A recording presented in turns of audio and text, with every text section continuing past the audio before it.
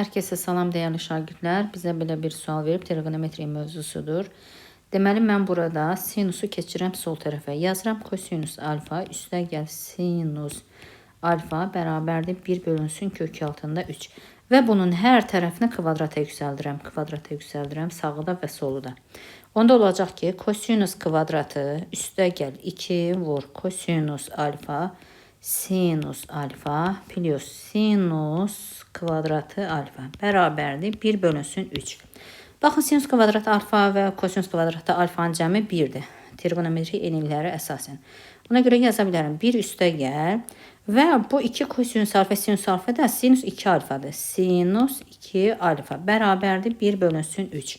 Sinus 2 alfa bərabərdir 3'də 1 çıxılsın 1. Və bu da eləyəcək 3'də mənfi 2. Deməli sinus 2 alfamız oldu mənfi 3'də 2. Cavab mənfi 3'də 2 oldu. Bizdən də sinus 2 alfanı istəyir.